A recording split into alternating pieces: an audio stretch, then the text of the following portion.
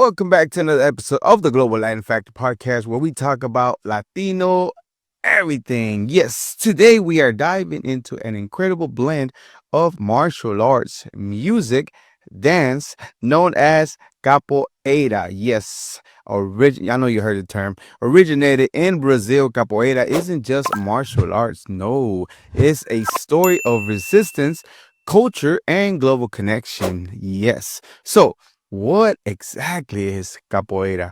Capoeira is a Brazilian martial arts that dates back to the 16th century that has roots deeply embedded in tradition brought over by enslaved Africans.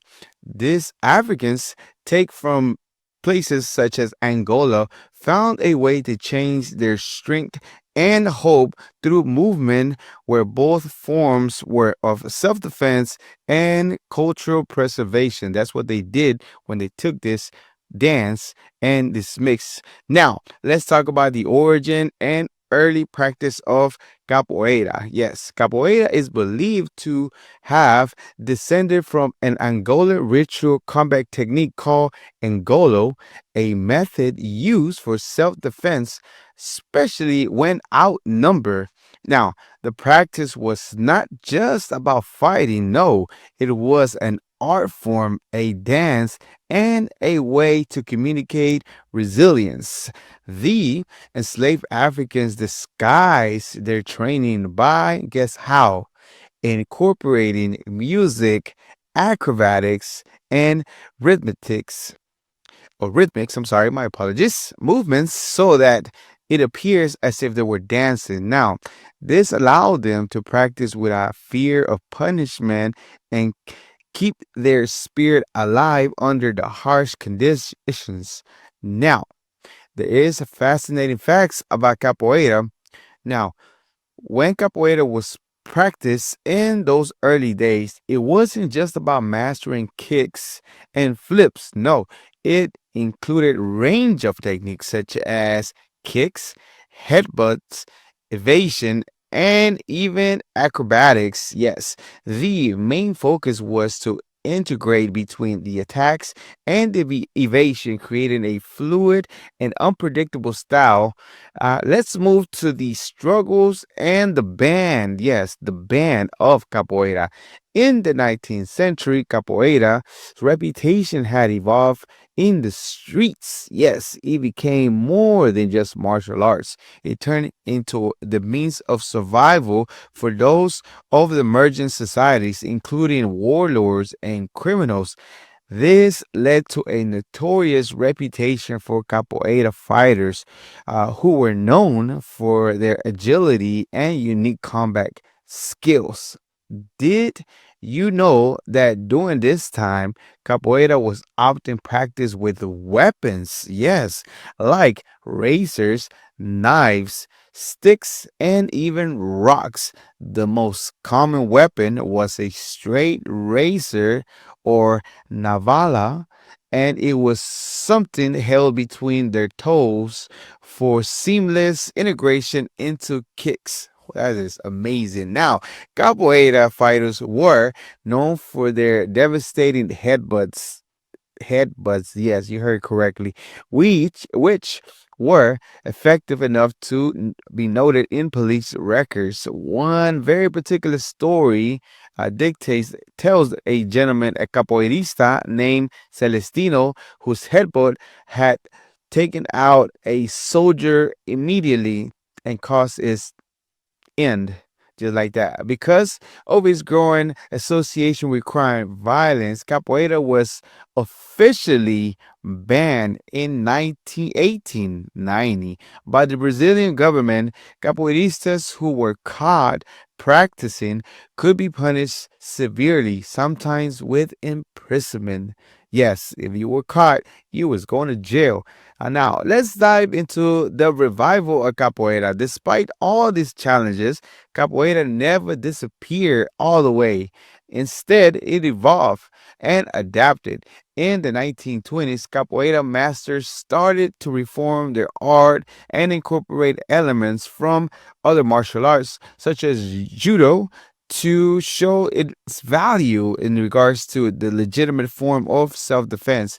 This period marked a shift from street combat to a more organized and respected practice. Enter Mastre Bimba, a pivotal figure in capoeira's history.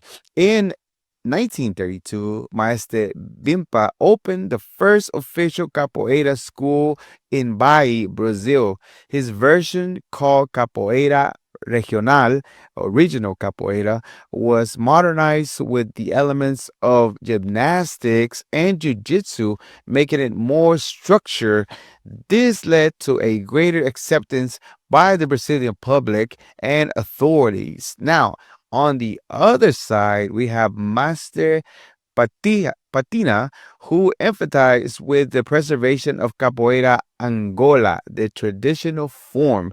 He found his own school and focused on keeping the spirit and the roots of the Capoeira alive, connecting it to its African heritage and now Capoeira and its global influence, because what we are the global land factor. That's right. Now, Capoeira's journey didn't stop there. By the late 1970s, it had its way and made its way across the globe, spreading on the United States, Europe, capturing the hearts of millions with the dynamic and captivating nature that it is. Capoeira. Today, capoeira is a practice worldwide, people from all over and all walks of life. Now, in 2014, capoeira was granted UNESCO status.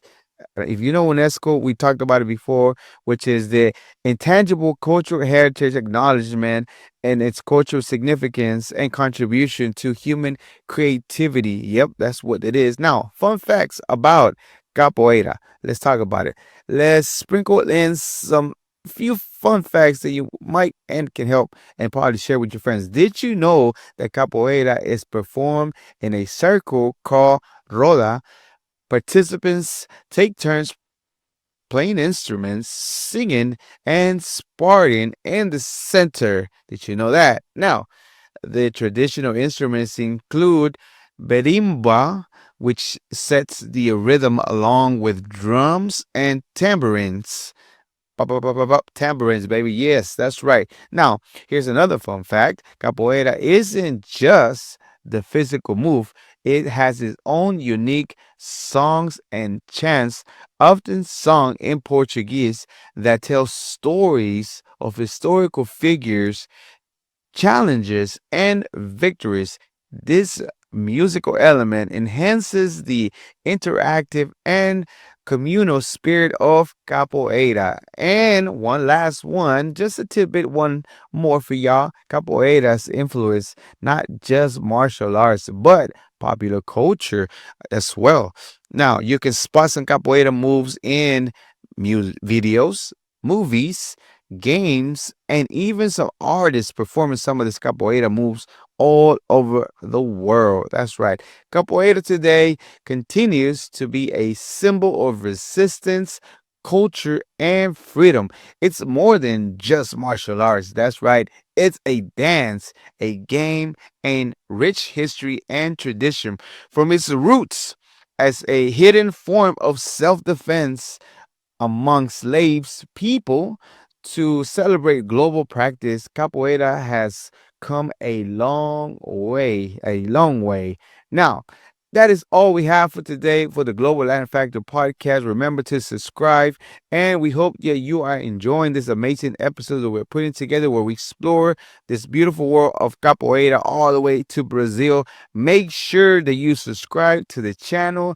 And if you have not subscribed, I don't know what you're waiting for. And if you're curious about capoeira, highly recommend to look up some videos so you can check out what is it like, what does it look like, what does it sound like. And remember, again, we are truly, truly happy that you are here enjoying this episode. We'll see you next time. And remember to subscribe, support, leave us a comment. Right now, drop a fire emoji. And remember, we are just like you. We are the spice in this melting pot that it is the world. Till next time, bus. Thank you very much for checking out this episode of the Global Latin Factor Podcast. Make sure you go and subscribe to the channel and check out one of the other episodes that we have prepared for you. Thank you very much. Till next time.